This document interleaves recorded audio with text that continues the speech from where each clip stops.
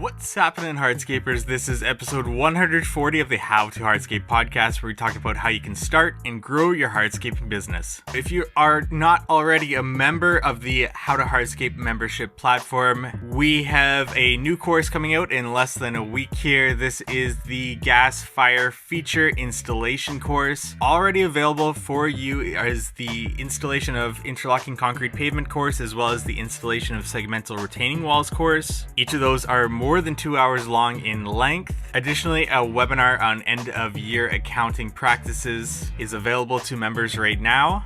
So if you want to learn more about what's going on at the membership platform, go to members.howtohardscape.com. And today I'm joined by Joy Hawkins. She is the owner and founder of Sterling Sky, an online marketing agency. And today we talk about how you can optimize your Google My Business listing, as well as some on-page SEO to improve your local SEO so that you are showing up in those search engine results closer to the top and you get more awareness to your business. So without further ado, let's get into today's episode. Today, we're joined by Joy Hawkins. She is the owner and founder of Sterling Sky, an online marketing agency that offers local SEO, pay-per-click, social media, and consulting, among many other services and offers. Joy, thank you so much for joining us. Thanks for having me. I'm excited to be here. Joy, let's get started to get to know a little bit more about yourself, how you got started in this industry, and how Sterling Sky started. Wherever you kind of want to take that, let's get some context about yourself. So it was kind of how this all evolved was not like a planned thing, but I started in the industry in 2006 selling Google ads actually at a company doing kind of like telemarketing. So I'd call up small businesses and ask them if they wanted to pay to be listed on Google. And fast forward, over a decade, now I run an agency. We have about 21, I'm losing count. I think we have 21 people that work here currently. I've got 4 more already started for next month. And now we basically devote our lives to making small businesses get more traffic from Google. So however that may be, whether it's Google My Business, organic, Google Ads. But yeah, the transition between how I started and how I got here is a really long story. So I don't know if you have time for that. It's obvious that you've been in the industry for a while now here, and it's obvious that during that time, we've seen significant changes over time with this. I guess my first question to you is, how do you keep up with something so fast-paced and so changing, especially as us on our end of things, being a landscape construction business owner, we're specifically focused on our business. It's difficult to actually give any bandwidth towards learning this online marketing space. How do you specifically keep up with that ever-changing world? Yeah, I mean, just being in it day in and day out. So I'm not just like looking at, our own clients and seeing what's going on. We own a forum. So we have a forum called the Local Search Forum. That's a free forum for people to go and like talk about anything to do with local search. So often people, when they see new things or they are kind of finding new trends, they'll post about it there. So I, by monitoring that, keep up with it there. Obviously, we read a lot. So everything that Google's coming out with, along with like other people in the industry, it literally is a full-time job keeping up with it, but that is my job, right? So that's kind of what I do. Absolutely. So I want to get started talking about Google My Business. I'd love to know, basically, when you're dealing with a location-specific business, as we are as landscape construction business owners or landscapers, is this something that is of main focus to you? Like if we're in one space and trying to get reviews in one space, would you say Google My Business is that space to specifically focus on, and why or why not?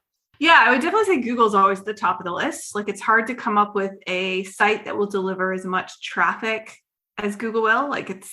They don't really have any strong competitors. So Google would always be first. And then just depending on where the business is, there are some third-party sites that do deliver, a good volume of traffic. So I don't know, are most of your listeners like in the US or Canada? Yeah, I'd say about 75% US, 25% Canadian.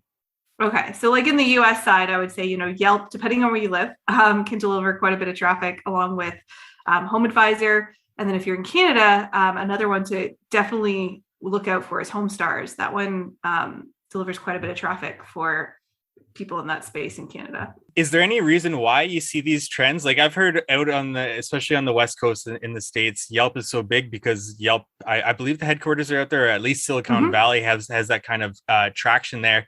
Is that, do you see market trends in terms of that? Or is there a specific reason why some third-party websites are better in certain areas? Yeah, I think a lot of it is because they're out there, but I've also found with Yelp, bigger cities tend to also, care about Yelp more. So I think Yelp started really in the restaurant space. So just think about like where you have a lot of tourists and a lot of travel, those areas tend to be big Yelp users.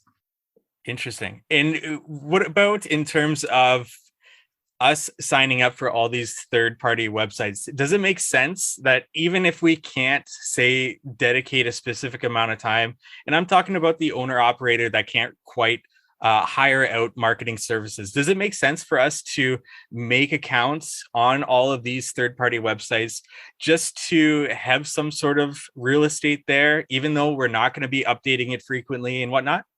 Yeah, I mean, I would say at the minimum, choose like the top 5, right? So I don't think you have to necessarily pay attention to every single site and update it regularly. But when you look at your site and what's actually driving traffic, that'll kind of help you prioritize where you should be spending efforts. So usually Google will be strongly on top. Like it's hard to contend with that. But I've seen some sites like the one I was mentioning in Canada, HomeStars, like that site shockingly delivers like an insane amount of traffic. So it's even sometimes worth paying for if you're in the home service space in an area that's like highly populated, like the Toronto area. Continuing with Google My Business and getting reviews, especially if we choose, say, Google My Business as that specific place where we're going to send our clients to, our happy clients to get reviews. In your time in the industry, have you found any creative ways for business owners to ask their clients for those reviews? Or is it something as just simple as making sure that they're implementing it wherever and actually asking for reviews? Is it as simple as that? Or have you found some really creative ways that business owners actually ask for these reviews?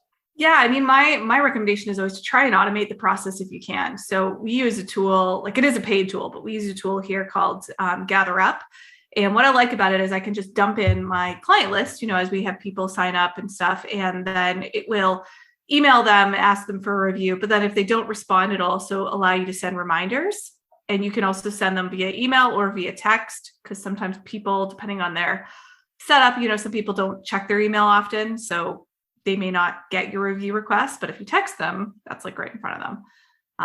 So trying different methods, it's going to vary based on who your customers are and, what devices they're using and stuff. But I think keeping a system streamlined, it's something where if you're not paying for a tool, you definitely should have somebody in your office that's like assigned to that as a task and make it a priority for sure.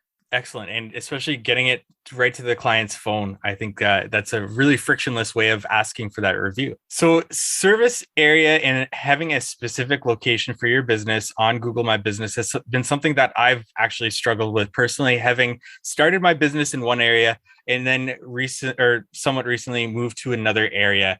And when you've established word of mouth, especially in a service-based business, it's difficult to kind of shift into another space, especially if you're still within a serviceable distance. So I've struggled with this in terms of Google My Business and wanting to possibly set a specific place, but right now I have a service area.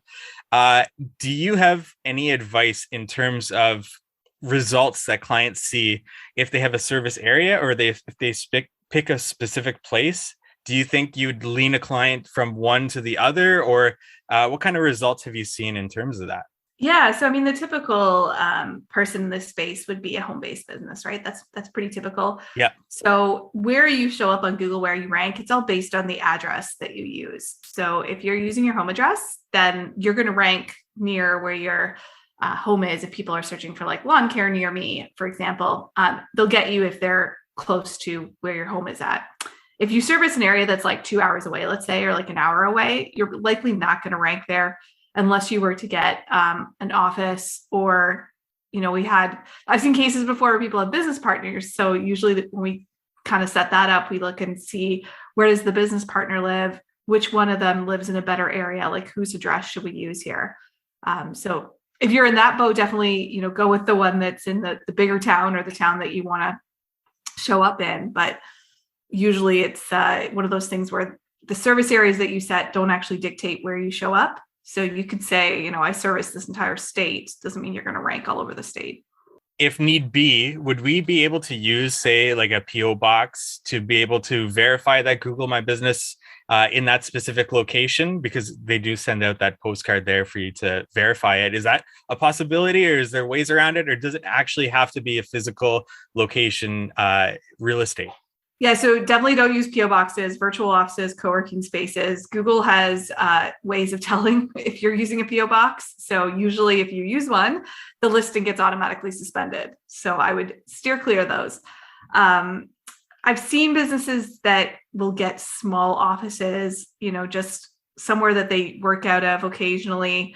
You're supposed to, technically speaking, work out of the office during your office hours, but it's one of those things that Google has a hard time policing.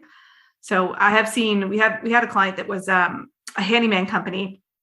So he's servicing like a pretty large area, and he will open new offices in different cities and have them all, set up their legitimate offices, but it's really for Google. Like, that's the only reason why he's doing it.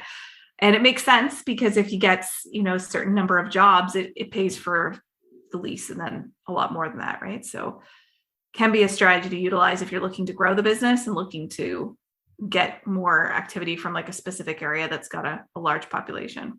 Absolutely. And how about posting for Google My Business? Is this something that we should dedicate a little bit of our time to?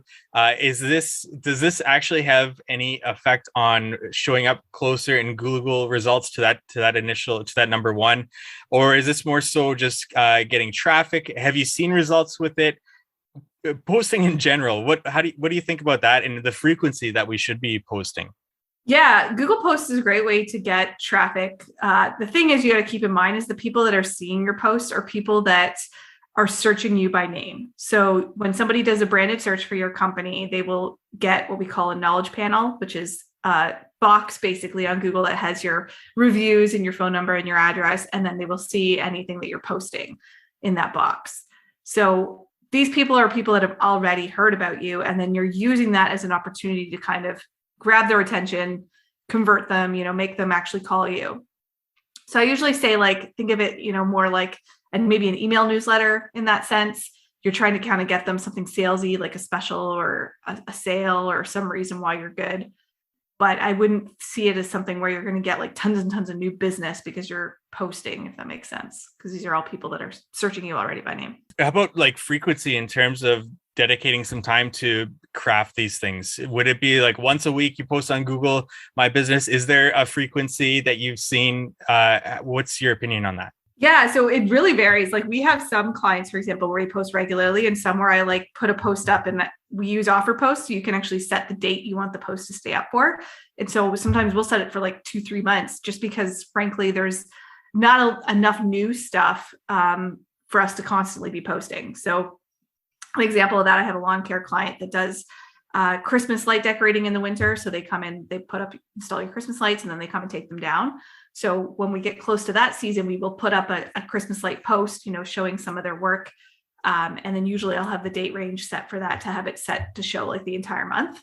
We could go in there and post weekly, but they're all going to be the same. We're going to be posting about the same stuff. Right. So right. it's not any different. So it's one of those things where I'm like, use your time wisely.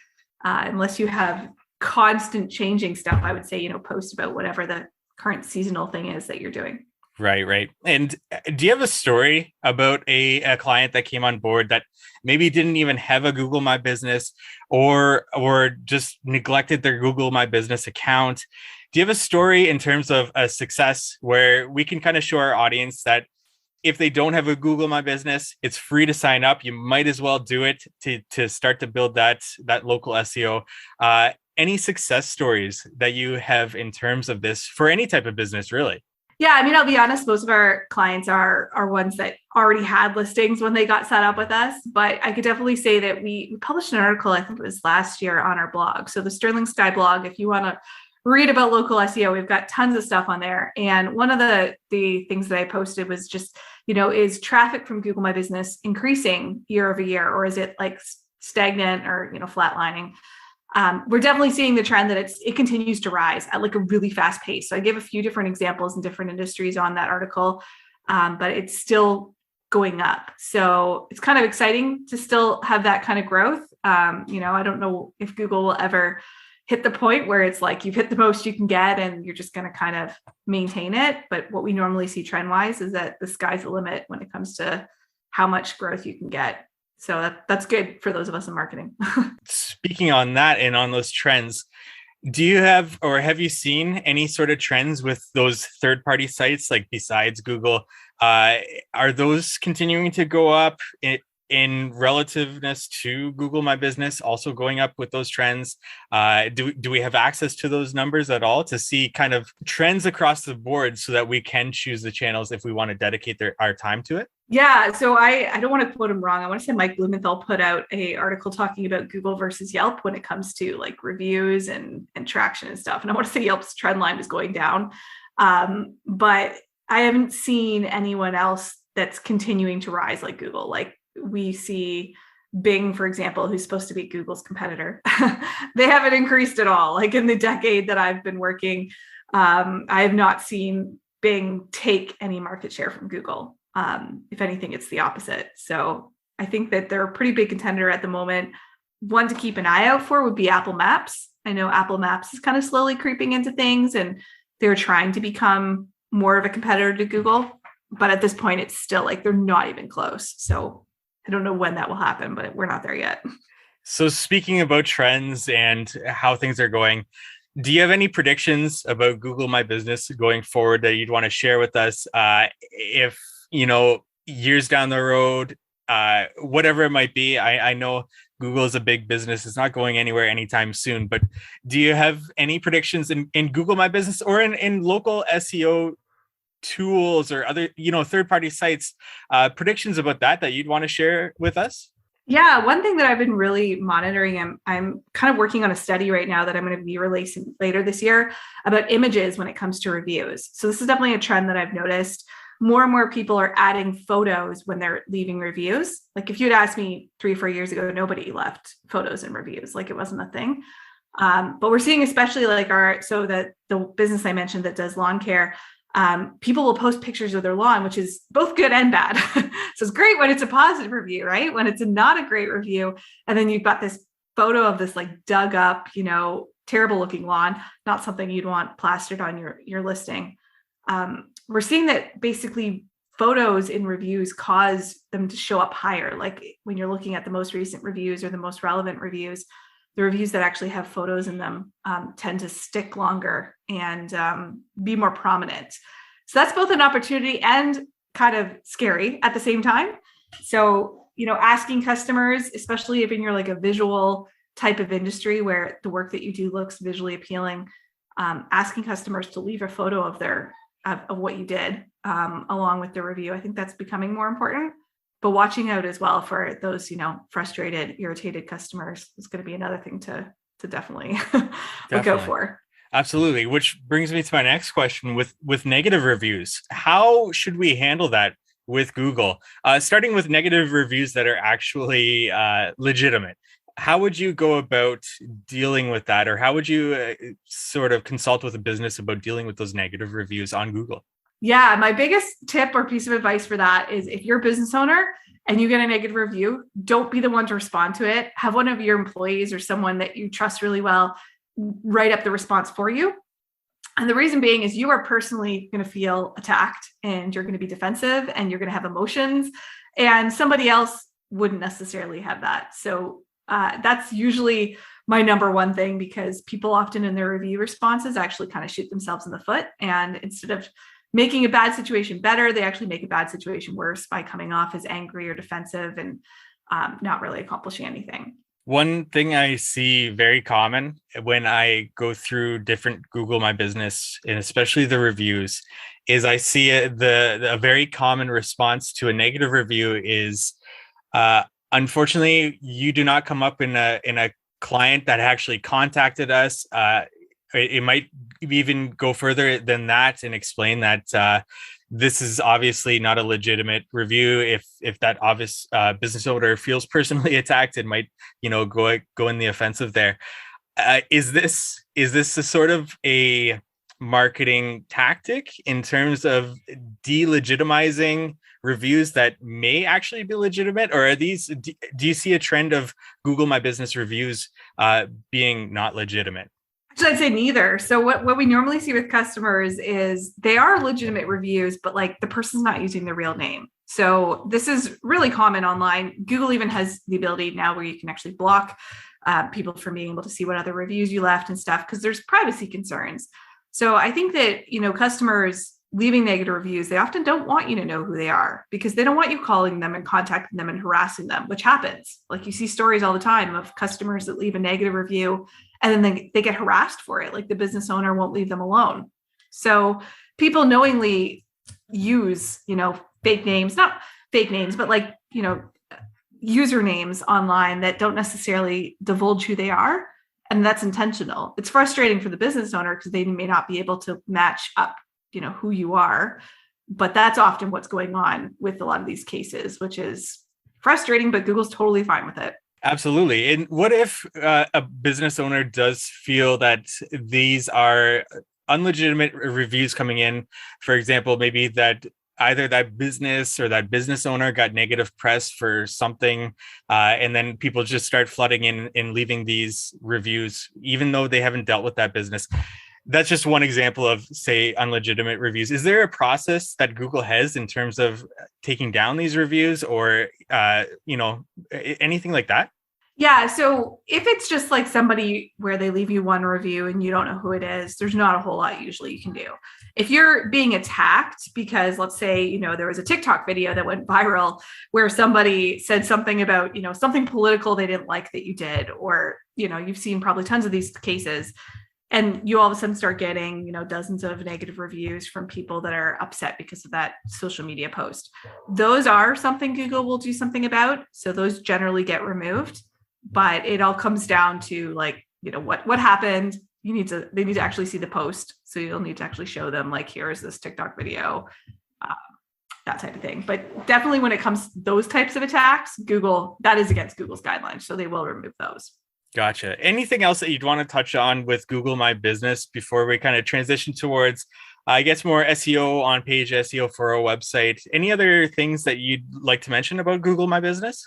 I would suggest making sure that you sign up for emails. Like I think there's a setting you can check there just to make sure that Google emails you when things on your listing updates. But other than that, there's not a lot of new features coming out with Google My Business. So what's there is kind of what you've got to utilize for now. Having a business number posted online, I get tons of calls, especially when my season starts, about somebody on the other line saying that they work for Google and they want to be able to help me with my Google My Business listing. And they start to go through the process of asking me for information. And even as far as, they're just attempting to access my account. Does Google at any point in time actually call us to try to access our Google My Business listing or to charge us for our Google My Business listings?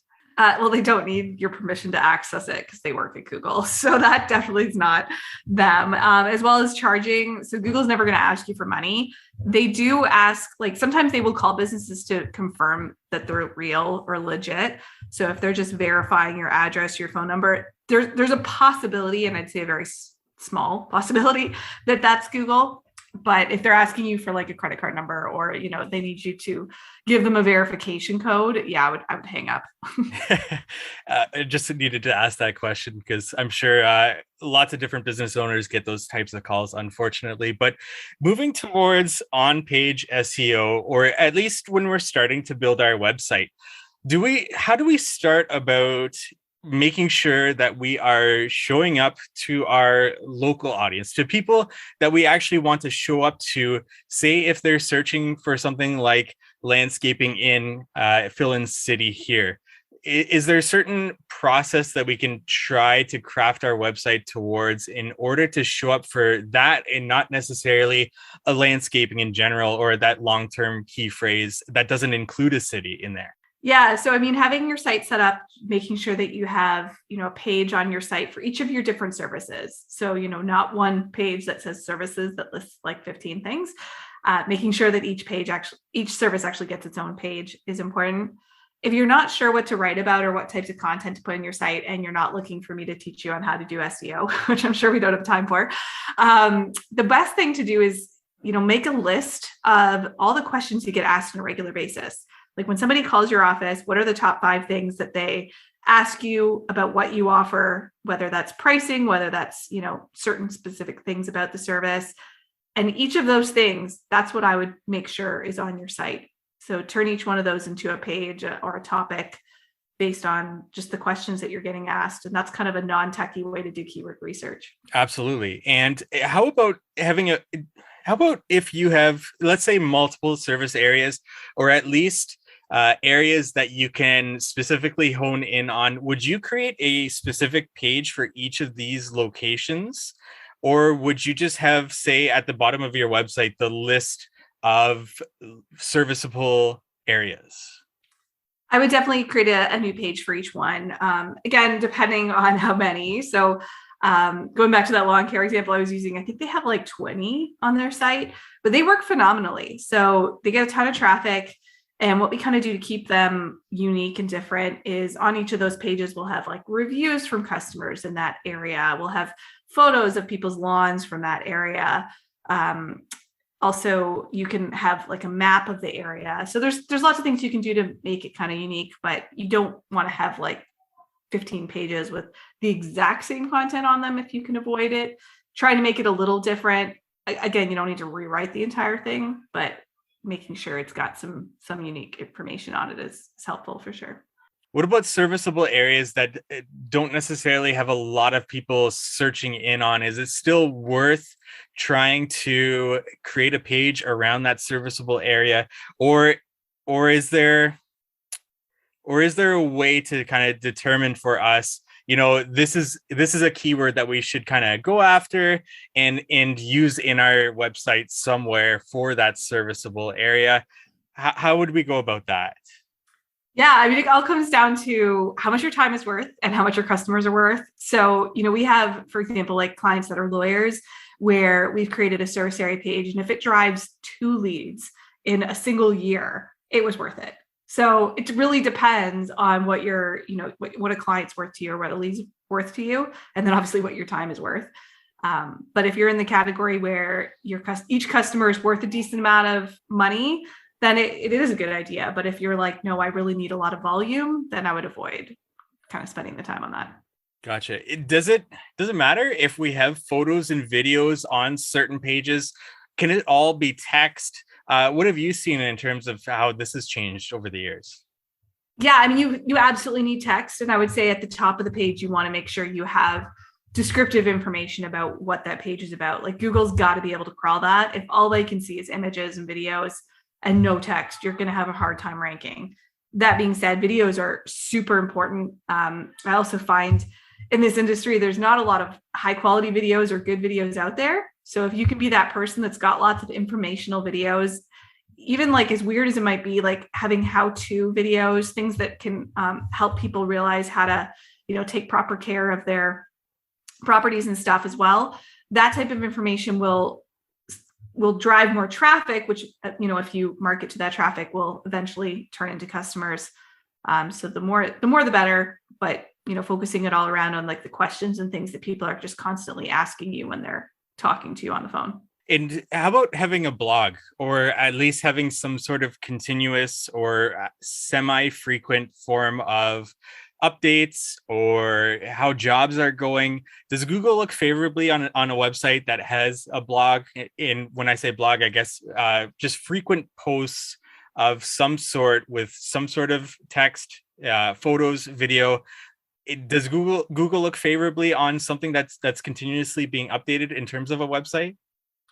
Yeah. So if you've got like an article, for example, or a page that gets a lot of traffic, keeping it updated is a great idea. So, keeping the date on it new, making sure you add to it, change things if they get outdated.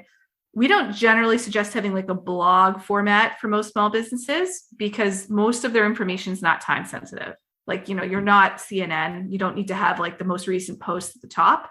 What you really want to surface at the top is the articles that get read the most or that get found the most online. So we usually do it like as a static page. We'll kind of create a featured articles page, and then we will link to or list out the pages that have the most traffic and conversions. So the ones that actually drive leads, that's how we list it out instead of doing it, by order. So it's like the post you wrote yesterday is the one at the top. As a business is just starting out and just starting to say create a website, how I don't know how I kind of want to word this, but how important is it to have a call to action that's incredibly visible? Or do you want certain pages for the client to actually kind of not necessarily go looking for that call to action or phone number? Like, should the call to action always be the most prominent thing on a website when we're searching for these leads? What's your kind of opinion on just call to action in general? Yeah, I mean, you want to have a site that's got it easy to contact you. So having your phone number in the top right corner, for example, making sure that when somebody's looking at your site on mobile, that turns into a click to call button. So they don't have to like zoom in with their thumbs and like make it impossible to actually call you. Usually with like articles and informational things, you don't want them to be too salesy, but putting a call to action at the end is a good idea. And as well, I usually always suggest having like a lead form or a contact form on every page. So it's there. If the person wants to reach out to you, you've made it very, very, very easy for them to do that. How about having, along with that lead form, have you seen people using more tools, say like Calendly, where they schedule a meeting or a virtual consultation or some sort of meeting right then and there using that? Or have you seen people kind of stick true to that lead form and pre-qualifying, say, clients using that? Yeah, I mean, one thing I would say to definitely check out is doing some form of live chat. So I know live chat is something that has really picked up in popularity, and I feel like a lot of small businesses still don't do. But some people are, kind of lazy. They don't want to pick up the phone and call. But if you're there and you'll like quickly answer their question, some of the live chats that we've seen are ones where, you have your employee sitting at a computer, like talking to these people in real time. And there's other technologies that are coming out where you can actually do it via text message. So the person leaves their name and phone number, and instead of like them having to stay at their computer, it actually sends them a text. You guys can now have a two-way text conversation back and forth. So I think that is what I'm seeing more home service providers going is towards that. With having said it and talked on a bunch of different topics here, primarily Google My Business and in on-page SEO when you're building a website as a contractor, any other, say, on-page SEO or things that we can kind of continue to focus on when it comes to building out our online marketing? Anything that you think we may have missed, especially when it comes to SEO? I mean, just the traditional SEO elements that it's like SEO 101, they still matter a lot. So things like title tags, meta descriptions, linking your site like from one page to another. There's something called anchor text. These are all really like geeky terms that maybe sound weird if you don't work in SEO, but they all work phenomenally. So just having a solid like foundational SEO strategy still works very well. And getting links, I know, is really important, but how do we as business owners go after links?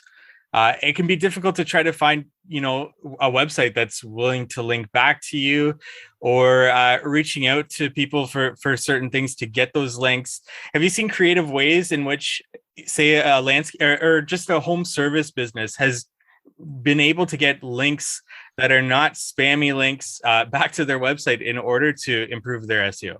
Yeah, so I would say that like businesses you partner with is usually the easiest people to ask. So let's say, for example, you do landscaping, but you don't do tree removal. So if you have a tree company that you refer to, that's kind of the main people you would say, oh, hey, go work with these guys, asking them to link to you and you linking to them, that type of thing. That's usually the easiest way to get links.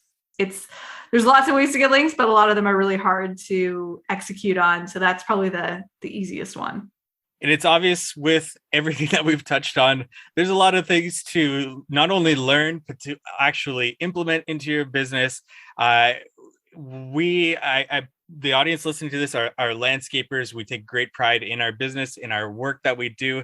Doesn't necessarily mean that we are marketers, that we want to get into marketing. So it's obvious that something like Sterling Sky can really help with this online media operations side of things, and to really, obviously you all specialize in marketing agency. And it's great to have you on the show, Joy. Where can our audience learn more about Sterling Sky if this was way too overwhelming and we'd want somebody to kind of at least consult with or talk with and see if that you'd be a great fit for them?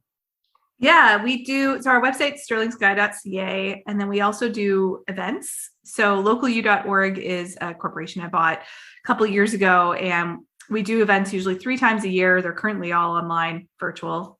So hopefully that changes soon when we go back to in-person events. But as of right now, our next event is happening in April. It's all online, virtual. If you're looking to learn more about local search, that's basically the entire event, is people talking about what works in SEO and what things you can do.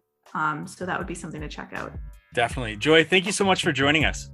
All right. Thanks for having me. Thank you for listening to today's podcast episode. Visit us at howtohardscape.com for more information on SEO tactics. Let us know what you want to learn about in future episodes by reaching out to us on our social channels. We are at How to Hardscape on Facebook and Instagram. And we'd love it if you subscribe to our podcast, left us a rating and review. This really helps us, and I really appreciate if you did this. And we look forward to meeting with you next week on the How to Hardscape podcast.